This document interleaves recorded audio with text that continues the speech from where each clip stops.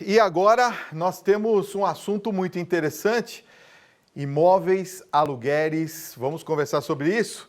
Doutor Marcelo, boa noite, seja bem-vindo ao nosso Tribuna. É um prazer. Eu falei certo o seu sobrenome, né? Marcelo Ghelardi. Isso, Ghelardi, origem italiana. É, tudo buona gente, né? Tudo.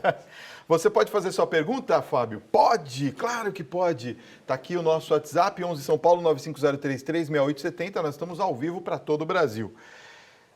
Olha, doutor Marcelo, primeira pergunta que eu queria fazer, eu acho que todas as pessoas que têm a intenção de comprar um imóvel gostaria de fazer. Hoje, vale mais a pena comprar um imóvel ou alugar um imóvel? Fábio, há uma pequena divergência, porque se você compra um imóvel, você está fazendo um investimento, certo? Hoje em dia, atualmente, pela recessão, pela crise financeira, investir em imóvel talvez não seja rentável para investidores, eu digo. Eu não digo para você morar. É óbvio que se você compra um imóvel, ele é seu. Alugar, você vai dispor de uma verba que não é sua, mas assim, isso é mais no âmbito para consultor, juridicamente analisar o contrato e por aí vai. Mas a compra de imóvel com certeza é uma melhor opção do que a locação, caso o comprador consiga honrar as parcelas. Exato. Porque na verdade as pessoas falam o seguinte, elas falam, você vai alugar alguma coisa, você joga dinheiro fora, mas tem pessoas que vivem bem com o aluguel, né? Isso que eu percebo, principalmente nos dias de hoje. Eles optam por não se desfazer do valor todo que tem, aplica o dinheiro e a outra parte, na verdade, eles utilizam para fazer o pagamento dos aluguéis. Agora, quando a gente for comprar um imóvel, o que tem que ser avaliado? Qual é o principal item que nós temos que avaliar? Primeiro, contrato. Tá. Quando você parte da premissa, você vai comprar um imóvel usado ou um imóvel novo, na planta. Na planta, você vai ser atendido no stand de vendas da construtora com corretores, tá? Okay. Ele vai te apresentar todo o imóvel, todo o empreendimento imobiliário. Lá é feita toda a apresentação e subsequente a compra do imóvel. Tá. Contrato, o que eu posso falar do contrato do imóvel? O que pega muito num contrato de compra e venda num imóvel novo, na planta, é a cláusula de retenção. Tá. Quando você quer fazer um distrato contratual e a construtora coloca uma cláusula que a gente chama de leonina, abusiva. Eu já vi casos de clientes, contratos, que quando você quer devolver o apartamento, porque você não consegue mais pagar a unidade.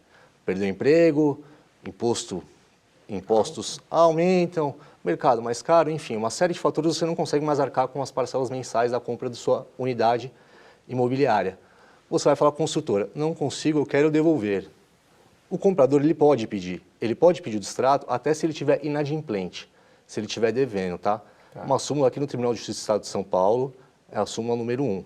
Mesmo devendo, ele pode pedir o distrato. Perfeito. Aí ele bate na cláusula. A consultora fala, tudo bem, você quer devolver? Me devolva. Só que eu vou te devolver 30% do que você pagou. 40%, 50%, 70% no máximo, foi o que eu vi. É o que tem no contrato. Então você vai receber só esse valor. Isso, pelo Código de Defesa do Consumidor, no seu artigo 51, essa cláusula é nula, tá?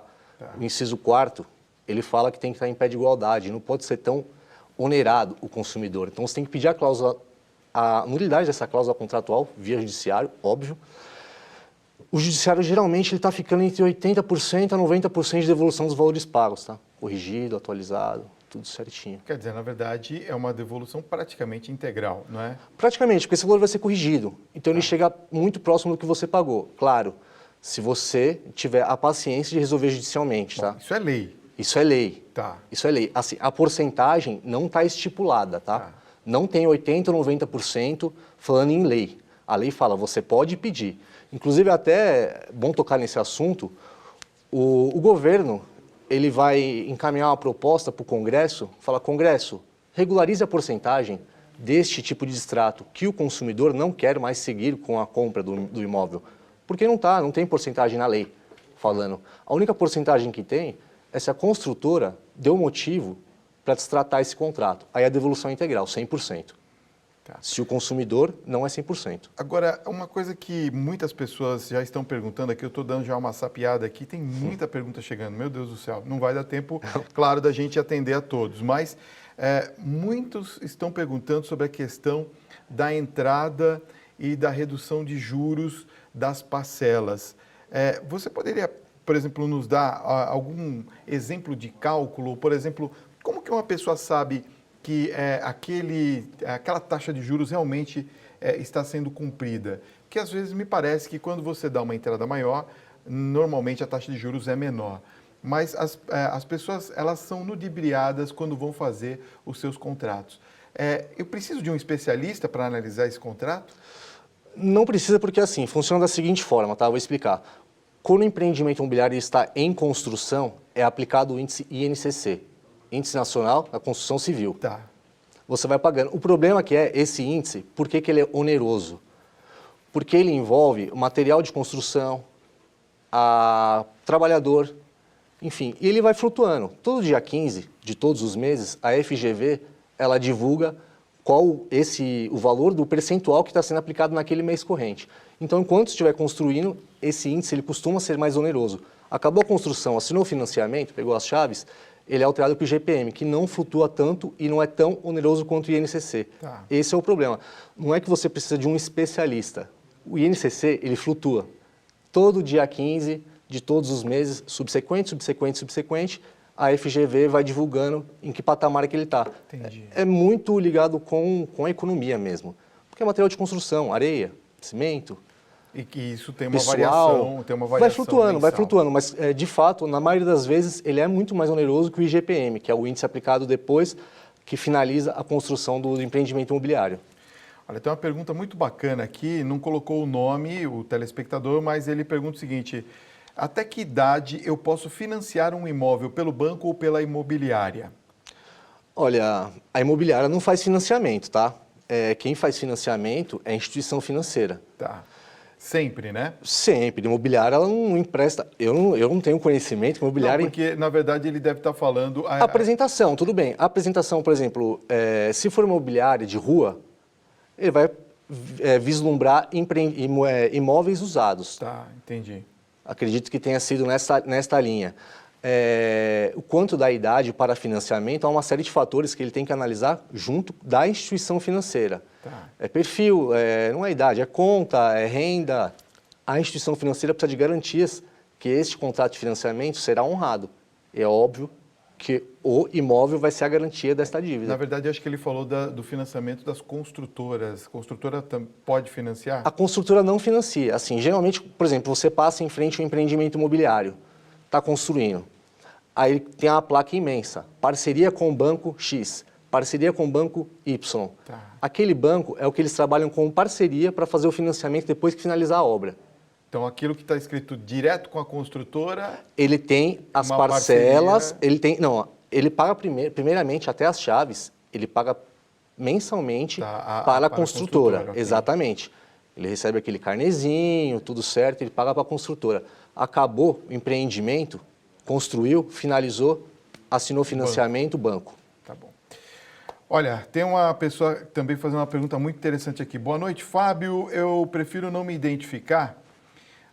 Eu fui vítima de uma aquisição de um imóvel na planta e o imóvel não tinha nenhum documento junto aos órgãos locais. Como que podemos evitar, já que o alvará de construção só é liberado após um certo tempo? Bom, primeiro, ao anônimo, antes de começar a edificação, a incorporação do terreno. Este terreno, ele está regularizado num cartório. Tá? Ele pode ser que ele não tenha conhecimento, mas você não consegue edificar sem incorporar primeiro o terreno com o seu competente registro em cartório. Entendi. Acredito que ele falte informações a ele, mas com certeza ele tem registro sim esse terreno. Olha só, o Anderson Lima, de Cotia, São Paulo, pergunta: boa noite, Fábio, esse tema era o que eu estava esperando e precisando para adquirir a minha casa própria. Minha pergunta é a seguinte: profissionais liberais ou autônomos podem solicitar um financiamento imobiliário? Profissionais liberais, é capaz que ele esteja falando dos corretores de plantão. Os corretores não fazem financiamento. Os corretores, eles representam uma empresa de corretagem. Um stand de empreendimento, há vários parceiros. A construtora é uma empresa, os corretores... Eu acho que, na verdade, o que ele quis dizer é a respeito da renda dele, como autônomo, por exemplo. Autônomo, sim, ele se encaixaria na Minha Casa Minha Vida. Isso seria com um agente financeiro, tá? Agente financeiro ou instituição financeira. Tá. Salvo engano, Minha Casa Minha Vida, eles colocam autônomo como renda de R$ 3.700. Salvo engano, eu vi isso em 2016. Mas é porque não tem garantia nenhuma. Não tem garantia nenhuma. Tá. Mas isso realmente é com o banco, né? A construtora também não faz essa parte do financiamento. Ela faz o prévio estudo. Ela não nega a compra para quem é autônomo. Ok. Nós temos 30 segundos. Vamos ver se eu consigo que você responda em 30 Bora, segundos. Flávio. Olha, eu sou casado no papel e consigo financiar uma casa só no nome da minha esposa com o meu nome no SPC? Consegue, a depender do regime de casamento, que é muito extenso, eu não vou conseguir responder em 30 segundos. Mas depende... Depende do regime, mas sem o nome da esposa, os dois, como eles são casados, eles entram junto na aquisição do bem. Tá bom. Olha, queria agradecer, doutor Marcelo, pela sua presença nessa noite. Foi muito bom, bem esclarecedor, viu? Obrigado, agradeço, é uma honra estar aqui nesta casa. Muito bem.